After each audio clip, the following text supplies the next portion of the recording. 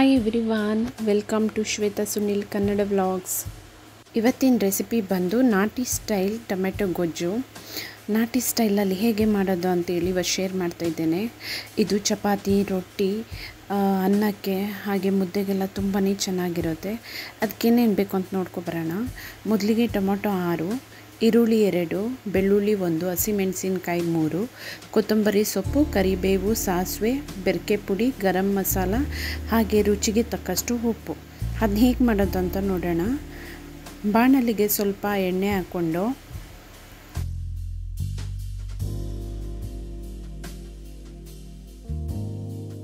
ಎಣ್ಣೆ ಕಾದ ನಂತರ ಅದಕ್ಕೆ ಸ್ವಲ್ಪ ಸಾಸಿವೆ,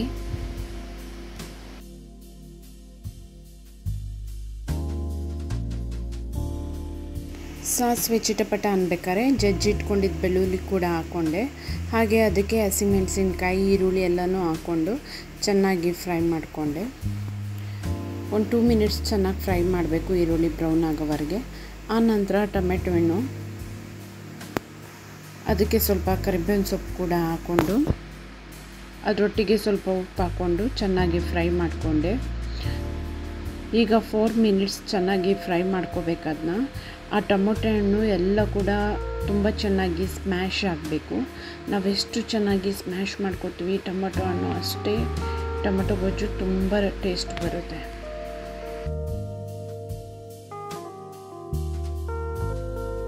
ಈಗ ಒಂದು 4 ಮಿನಿಟ್ಸು ಅದಕ್ಕೆ ಒಂದು ಪ್ಲೇಟ್ ಮುಚ್ಚಿ ಚೆನ್ನಾಗಿ ಫ್ರೈ ಮಾಡ್ಕೊಳ್ಳೋಣ.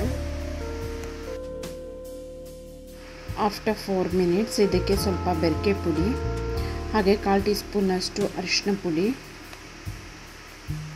ಸೇರಿಸ್ಕೊಂಡು ಚೆನ್ನಾಗಿ ಮಿಕ್ಸ್ ಮಾಡ್ಕೊಳ್ಳೋಣ.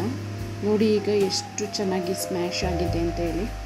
ಅಕಸ್ಮಾತ್ ಟೊಮೆಟೊ ಹಣ್ಣು ಏನು ಅಷ್ಟು ಸ್ಮ್ಯಾಶ್ ಆಗಿಲ್ಲ ಅಂದರೆ ಸ್ಮ್ಯಾಶರ್ ತೊಗೊಂಡು ನೀವು ಮಾಡ್ಕೋಬೋದು. ಅದು ದಪ್ಪುತ್ತಿದ್ರೆ ಸ್ಮ್ಯಾಶ್ ಮಾಡ್ಕೊಳ್ಳಿ, ತುಂಬ ಅತಿಯಾಗಿ ಬೇಯಿಸೋಕ್ಕೆ ಹೋಗಬೇಡಿ. ಹಾಗೆ ಸ್ವಲ್ಪ ಗರಂ ಮಸಾಲನೂ ಕೂಡ ಲಾಸ್ಟಲ್ಲಿ ಆ್ಯಡ್ ಮಾಡ್ತಾಯಿದ್ದೀನಿ. ನಿಮಗೆ ತೆಳ್ಳಗೆ ಬೇಕಂದರೆ ವಾಟರ್ ಕೂಡ ಆ್ಯಡ್ ಮಾಡ್ಕೋಬೋದು. ಈಗ ಒಂದು 3 ಮಿನಿಟ್ಸು ಚೆನ್ನಾಗಿ ಬೇಯಿಸ್ಕೊಳ್ಳೋಣ. ಆಗಲೇ ಎಷ್ಟು ಪರಿಮಳ ಬರ್ತಿದೆ ಗೊತ್ತಾ ಮನೆಯಲ್ಲೆಲ್ಲ. ಈಗ ಕೊತ್ತಂಬರಿ ಸೊಪ್ಪು ಹಾಕಿ ರುಚಿಯಾದ ನಾಟಿ ಸ್ಟೈಲ್ ಟೊಮೆಟೊ ಗೊಜ್ಜು ಸವಿಯಲು ಸಿದ್ಧವಾಗಿದೆ. ಇದು ಹಳೆ ಕಾಲದಲ್ಲಿ ಮಾಡ್ತಿದ್ದಂಥ ನಾಟಿ ಸ್ಟೈಲು, ಹಳ್ಳಿಗಳಲ್ಲಿ ಮಾಡ್ತಿದ್ದದ್ದು. ನೀವೊಂದ್ಸಲ ಟ್ರೈ ಮಾಡಿ ನೋಡಿ ಎಷ್ಟು ಚೆನ್ನಾಗಿರುತ್ತೆ ಅಂತೇಳಿ.